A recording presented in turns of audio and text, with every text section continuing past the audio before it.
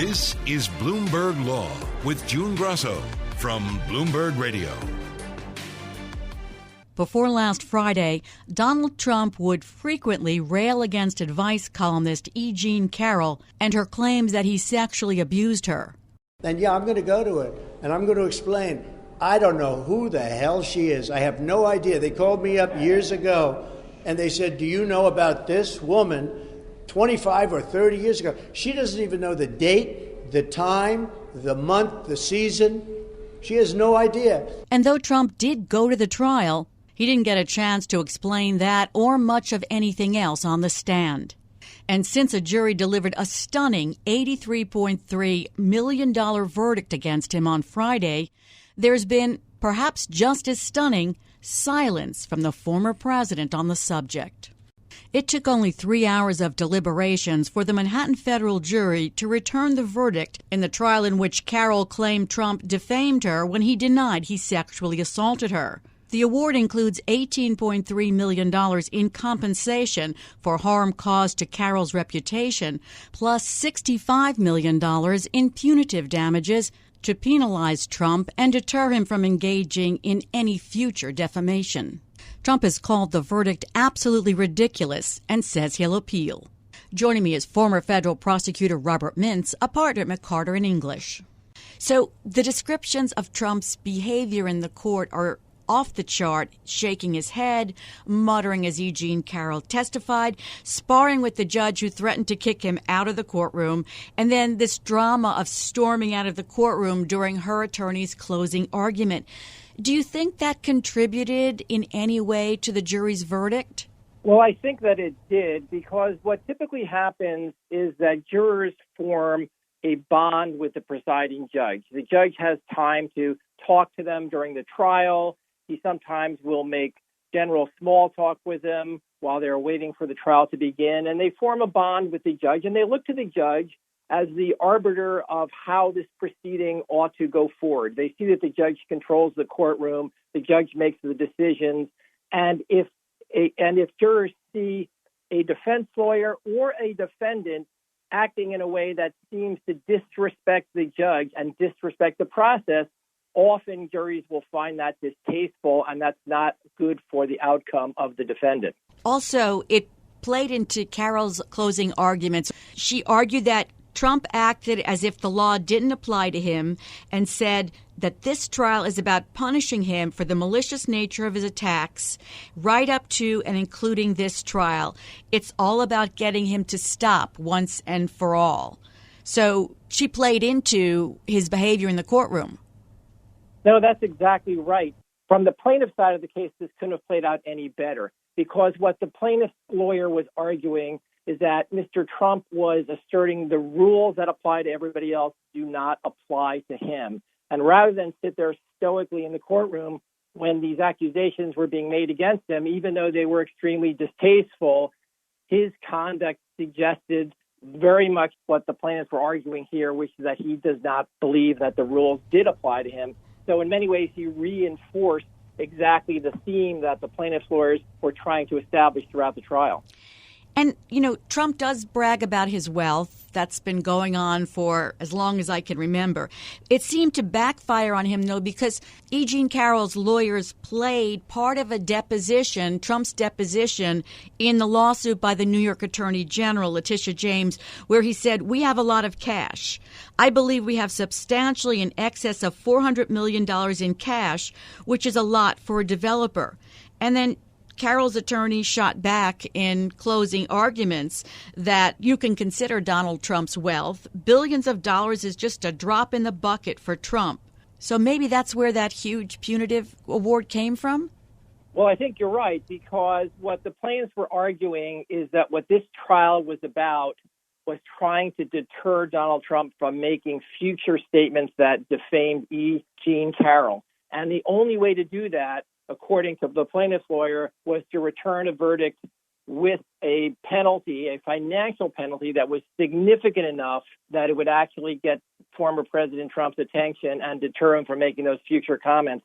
So by playing the prior testimony and the deposition testimony of former President Trump about his substantial wealth, it really signaled to the jury that if they were going to find damages that were going to deter his future conduct, that amount had to be significant in order to be effective.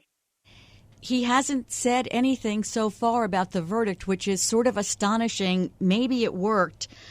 His attorney, Alina Habba, fought with the judge over and over everything from his limiting Trump's testimony to, rules of evidence.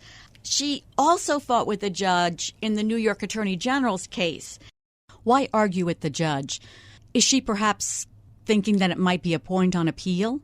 Well, as a general rule, you don't want to fight with the judge because you want to show respect for the court and respect for the process. Sometimes, though, you're arguing with the judge in order to try to get an issue that will resonate on appeal. So, and there are times where a defense lawyer may actually try to provoke a judge into a ruling or into making a statement in front of the jury that might result in reversible error. So there could have been a lot of things going on there. They were also, at the end of the day, remember, playing to the jury. So if there was somebody on the jury who really believed that former President Trump was the victim here and that his free speech rights were being curtailed because he was not permitted to deny the sexual assault allegation from the prior trial, that might have resonated with a juror or two, but apparently did not happen in this case. And fighting with the judge does generally backfire on the defense because jurors tend to respect judges, and arguing with them is viewed as disrespectful and viewed as simply trying to obstruct the trial. In the New York Attorney General's trial, you had Judge Engoron, who seemed to be a little more laissez-faire in the courtroom. But in this trial, you had Judge Kaplan, who is extremely strict, known for that, running a tight courtroom. So what does it say about Trump's future behavior in a criminal case, in one of the 4 criminal cases he's facing, where he would have to be in the courtroom every day? Do you think it's even possible for him to sort of behave like a normal defendant? Well, that's a good question, and you make a good point that this is a civil case, and so former President Trump was not required to attend. He could attend if he wanted to, but he also could not be there if he chose not to. But in a criminal case, he does have to be there for every day and every moment of the proceeding. And that means, as a defense lawyer, you have to instruct your client to control themselves during the proceeding, because you remember that jurors are constantly looking at the defendant throughout a trial. They're not only listening to the testimony coming from the witness stand, they're not only listening to the arguments of the lawyers during the trial, but they are looking at both the plaintiff and the defendant, or in a criminal case, both the prosecution and the defendant, to gauge their reactions to the testimony. So a criminal defendant or a defendant in any civil case is always on in that respect, in that jurors are watching them, looking at their reactions, and that ultimately factors into how they make their decision. Trump says they're going to appeal, and I'm wondering what the appellate issues might be. The judge did severely limit his defense and what he could say on the stand. Is that a possible argument on appeal? Well, I certainly think it will be one of the issues raised on appeal, because the key ruling in this case that came before the trial started, when Judge Kaplan ordered former President Trump's legal team not to attempt to argue in court that he didn't sexually assault Jean Carroll. That was really one of the critical arguments that the defense wanted to make in this case. And Judge Kaplan said that that would essentially be a do-over of the first trial, which he lost in May when a jury found him liable for sexually abusing Carroll more than 2 decades ago. And in that trial, there was $5 million that was awarded. So by taking that argument away, it essentially prevented former President Trump from denying the allegations that were at the heart of this case. Trial number 2, which is the trial that was just concluded, was simply about the question of damages. And it was very difficult for the defense to control their client, because you have there a defendant, former President Trump, who continues to deny that he sexually assaulted Jean Carroll, or that he even knew Jean Carroll. And that was the defense they wanted to argue, but the court said they couldn't. They still got that in. Former President Trump took the stand for about 3 minutes and denied the underlying sexual assault, but the jury was immediately instructed by the judge to disregard that testimony. And whenever a judge instructs a jury to disregard testimony from a defendant or a witness, or to disregard arguments made by a lawyer, that undermines the credibility of that witness or that lawyer with the jury, and that's never a good thing. So, Bob, the two verdicts in this case, I'm wondering if they pose any problem because it was another jury, as you say, who made the decision that Trump was liable for sexually abusing Carroll. That jury awarded $5 million. The second jury, who didn't hear that evidence, but rather heard the judge, who, as you mentioned before, a figure of authority that the jury usually believes, and he said that Trump did sexually assault Carroll. And he said that more than once in different ways. And then this jury awards Carroll $83.3 million. That's more than 16 times the award of the first jury, who found that he was liable for sexually assaulting her. Is there any problem with the contrast in those two verdicts? Well, the appeals court will probably look at these two cases. The difference between case number one and case number two is that case number one that went to trial in 2019 was about statements that were made by former President Trump after he left office. The reason there were two trials here is because there were statements that were made by former President Trump while he was president. That was tied up in appeals, as the former president's legal team argued that he had immunity for those statements. So it's possible that an appeals court could say that defamatory statements that were made by somebody while they were president carried even more weight than statements made when they were a former president. But they will be looking at the juxtaposition of those two verdicts and those two awards to determine whether this $83 million verdict is excessive. Coming up next on the Bloomberg Law Show, I'll continue this conversation with former federal prosecutor Robert Mintz, and we'll talk about how much money Trump has to put up in order to appeal the verdict. I'm June Grasso, and you're listening to Bloomberg. It's a civil case where money is at stake, not his freedom. But Donald Trump has been railing against the E. Jean Carroll defamation case with as much fervor, or perhaps more, than he has about the 4 criminal cases against him. Yeah, well, that's another one. That's sponsored by Reid Hoffman and some Democrat operatives. I never saw this woman in my life other than to have a picture with her and her husband, John Johnson, a nice guy who was a newscaster many years ago. I remember him, and she said horrible things about him since. I mean, horrible, horrible things, called him bad names. I have no idea who this woman is. I have absolutely no idea. The whole thing is ridiculous that this is even a case. This should never have happened. And last Friday, after the Manhattan jury delivered its stunning verdict of $83.3 million, $18.3 million in compensation for harm caused to Carroll's reputation, plus $65 million in punitive damages to penalize Trump, the former president posted this on Truth Social. Absolutely ridiculous. I fully disagree with both verdicts and will be appealing this whole Biden-directed witch hunt. And they have taken away all First Amendment rights. This is not America. But the road to an appeal will require Trump to part with a hefty amount of cash if he doesn't secure a bond.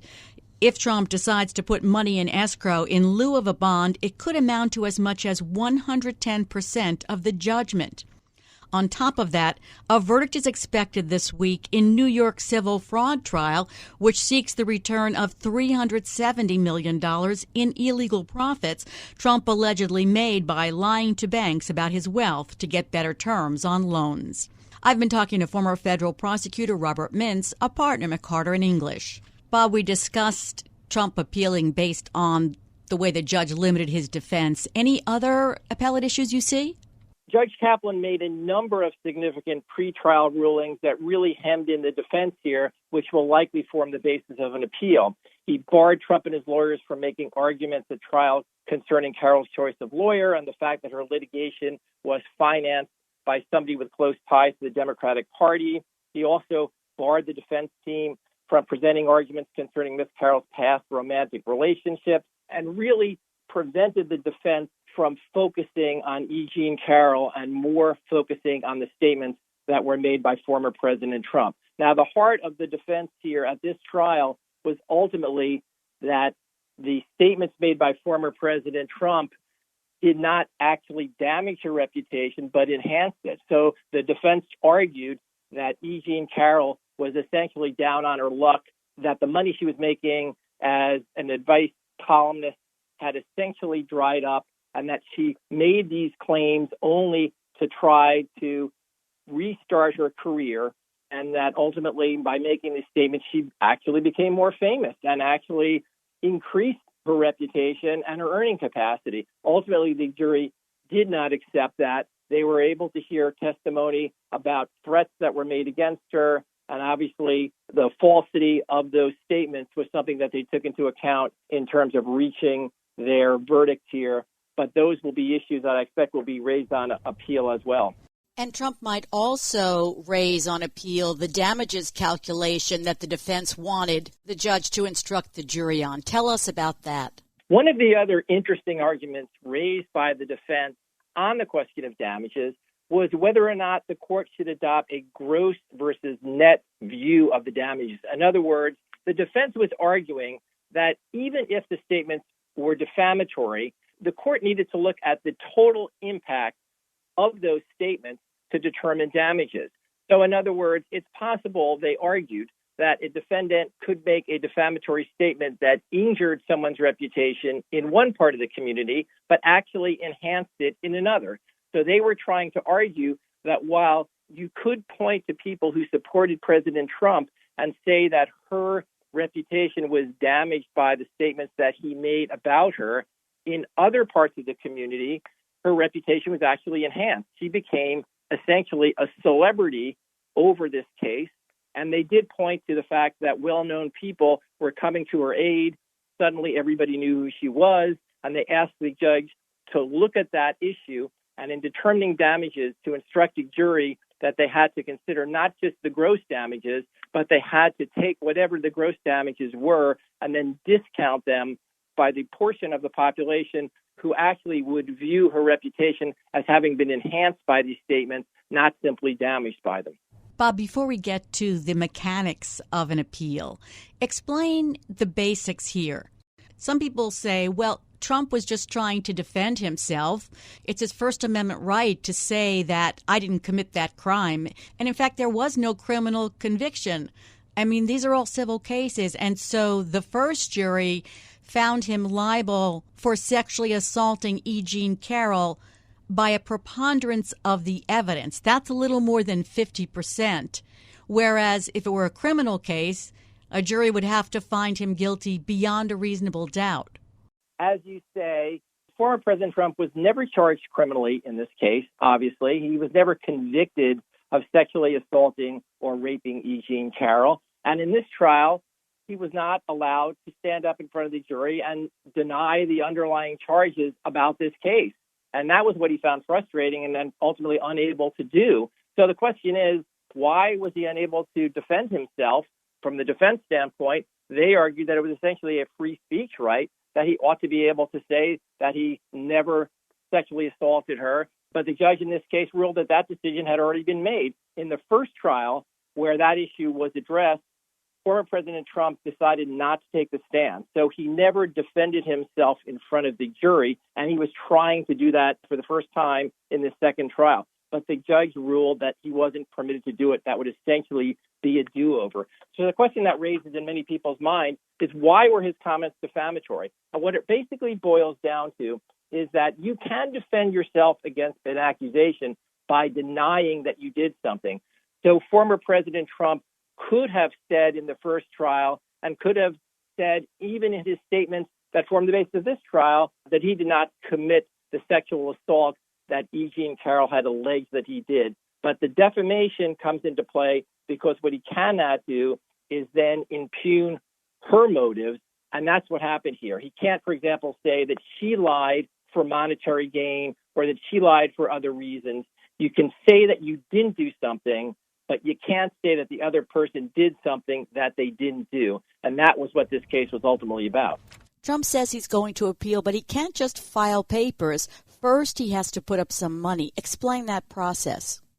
Sure. So former President Trump is appealing both verdicts, the earlier verdict for $5 million, now this one for $83 million.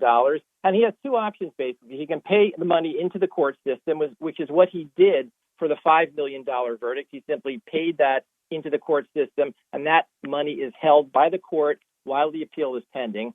Alternatively, he can try to secure an appeal bond, which would save him from having to pay the full amount into the court. what that would do would be to essentially assure Ms. Carroll that Mr. Trump has the money to pay if ultimately he's unsuccessful on appeal, but it prevents them from collecting the money while the appeals are being heard. The problem with getting a bond in this circumstance is that former President Trump has to find a company willing to write a bond when he's facing other significant legal jeopardy. And the value of the bond is likely to be about 110% of the verdict, which would mean he would need a $92 million bond. And he also would have to pay the bonding company a substantial premium. And there's also a question of what collateral he would have to put up. He might not be able, for example, to post properties as collateral. The bonding company might demand that he pledge liquid assets, such as certificates of deposit or treasury bonds. So although the bonding option is certainly available, and he may avail himself of that given the size of this verdict, it's not going to be that easy to get a bond in this circumstance. So then he'd have to put up the cash plus 10%. If he decides to put the cash up, he would have to pay that money into the court, and the court would hold that money until the appeals were exhausted. And that could be years down the road. And this week, Judge Engoron could issue his verdict in the New York Attorney General's case against Trump, which could mean hundreds of millions of dollars more in damages. Thanks so much for being on the show, Bob. That's former federal prosecutor Robert Mintz, a partner at McCarter English. In other legal news today, House Republicans are taking the next steps in the impeachment inquiry against Homeland Security Secretary Alejandro Mayorkas. They accuse Mayorkas of failing to curb the influx of migrants at the border. But the DHS says their efforts aren't based in fact or evidence. That as a bipartisan group of senators are trying to iron out an immigration reform bill. Democratic Senator Chris Murphy, one of the principal negotiators, said there's a possibility for a vote sometime this week. But even if there's meaningful progress in the Senate, the question becomes, would the House take up this legislation? Speaker Mike Johnson has said he's skeptical of the deal. And during her briefing today, White House Press Secretary Karine Jean-Pierre was asked about former President Trump's recent pushes for his party to reject a bipartisan deal over the border. This is exactly what they've been asking for, literally what Republicans have been asking for. And now here it is. It's coming to fruition. It's being discussed. There's potential bipartisan agreement. That's what the American people want to see. 75% of the American people have said that they want this issue to be dealt with. An issue that, again, that they have been for years. So they should get on board. In the meantime, Texas Republican Governor Greg Abbott is finding long-distance allies in his battle with the federal government over border policy.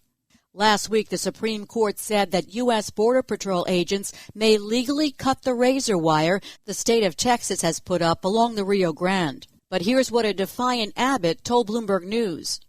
We are adding more razor wire as we speak right now to make sure that we are doing even more to secure the border. We are going to make it impossible to enter Texas illegally.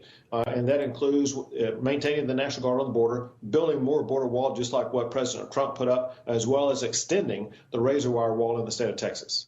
And in a show of support for Abbott in Texas, 26 Republican attorneys general demanded in a letter today that the Biden administration, quote, enforce the laws that secure the southern border. Iowa Attorney General Brenna Bird said the invasion on our southern border has made every state a border state. And Idaho Governor Brad Little is sending 2 teams of Idaho state troopers to act as, quote, a force multiplier at our lawless southern border. Coming up next on the Bloomberg Law Show, Exxon is taking a novel path to block a climate vote by shareholders. It's taking activist investors to court, but will it work? I'm June Grasso, and you're listening to Bloomberg. Could ExxonMobil be a potential trendsetter with its novel path to block shareholder climate votes? The company is trying an unusual approach of using the court system to keep environmental and social investor bids out of its annual meeting. The Houston Oil Company is, of course, no stranger to pressure from activist investors over its greenhouse gas emissions. It's been facing a shareholder push for greater climate impact targets for 3 consecutive years. But last week, it took a rather unusual step in fighting the pressure by suing activist shareholders, Arjuna Capital, and Follow This in federal court, hoping to kill the proposal. This is possibly the first time that a company has sued an activist investor over a shareholder proposal before initially filing an objection with the Securities and Exchange Commission, which routinely weighs in on whether companies should have to face certain investor bids. Joining me is Bruce Goldfarb, the president and CEO of Okapi Partners. This is the third year in a row that Exxon is facing a shareholder push for greater climate impact targets. For the uninitiated, how do companies usually fight or thwart proposals from activist shareholders? Very interesting question, because there's been a real evolution in the process for companies addressing shareholder proposals to be voted on at their annual meetings. And typically, the shareholders submit a proposal under SEC Rule 14A8, and that rule provides the proponent with the ability to make a proposal and provide a statement within the proxy material, unless the company has a way to exclude the statement. For many years, companies were able to rely on exceptions to Rule 14A8 and request an exemption to exclude the proposal. They could use what was called no action relief. They would send a letter to the SEC and request no action be taken against the company where they'd exclude the proposal. In more recent years, especially since the Biden administration has taken over, the SEC has changed their view of what proposals would potentially gain that no action exemption. And so we are now experiencing that more proposals are submitted and included in proxy materials than they have in the past. What Exxon has done in this most recent situation is said, rather than even attempt to receive a no action letter, they went to court to indicate that the court would put out a declaratory judgment to exclude the shareholder proposal from their proxy material. And that is it's not unprecedented, but it is an unusual way to approach addressing the problem. Of course, the other way to address these problems is to let the shareholders vote. Why make a federal case out of this? Exxon argued that the proposal was similar to one put forward in 2022 and 2023, and last year only 10.5% of shareholders voted in favor of the proposal. So what does Exxon hope to gain by filing this case in federal court? From the perspective of a company who is looking to conduct a meeting of their shareholders, they're expecting to be voting on an annual basis to elect directors, to ratify auditors, and to conduct business of the company. In some instances, shareholder proposals become valid business of the company, and in other instances, the shareholder meeting may not be the right forum. That's why Section 14A8 of the securities rules allows for companies to exclude certain proposals, especially if they are deemed to be ordinary business operations. And so Exxon is arguing that discussion of how they run their business in terms of some environmental issues is ordinary business, and they actually make use of the voting results from prior years to indicate that their shareholders don't particularly want to expend the effort to move forward with this proposal. Why bring up the same idea over and over? Exactly what are they asking the court to do? They're asking the court to allow them to exclude the proposal before they print their proxy material and have it distributed to their shareholders. There is a cost to putting forth shareholder proposals, especially for companies who have a large constituency of investors. The printing, mailing, distribution of materials, even electronically, has a cost. The time to evaluate the proposals is considerable.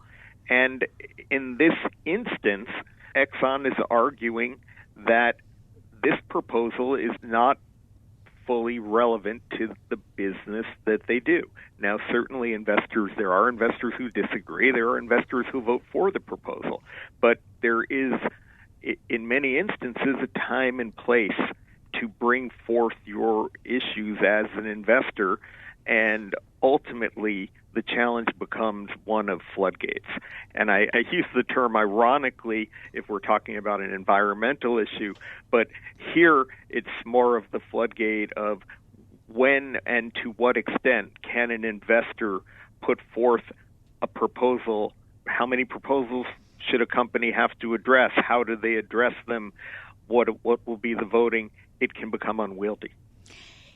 So how likely is it that a judge is going to grant Exxon's request, or might the judge say you should have taken this to the SEC?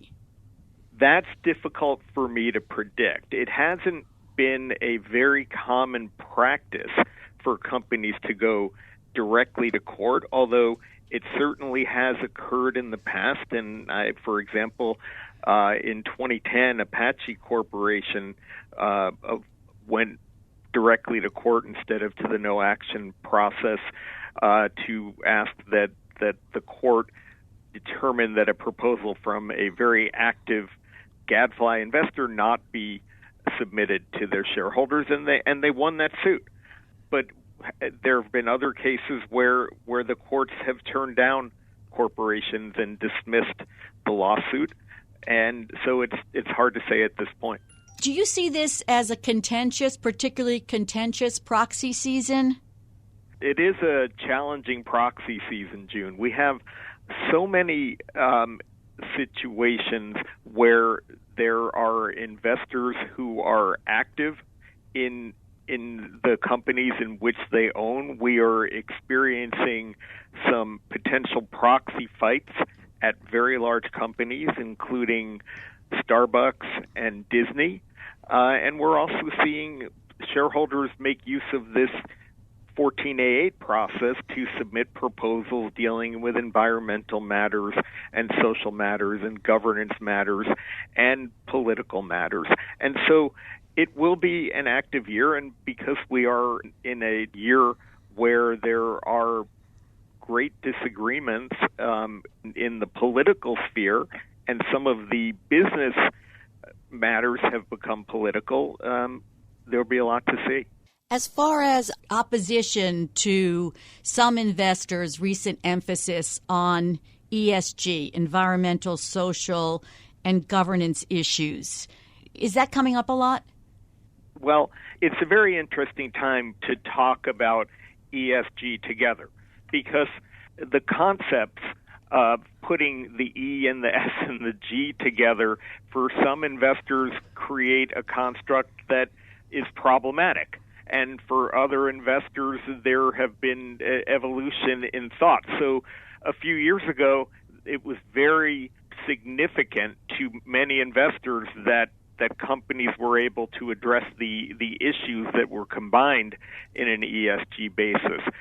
Governance is always important in the corporate realm, and I believe that there is agreement among almost all participants that a well-governed company is also a company that will ultimately achieve value for its shareholders. The issues on the E and S side are ones that create more contention, because there are investors who will say that we want to know when a situation will create a risk to value.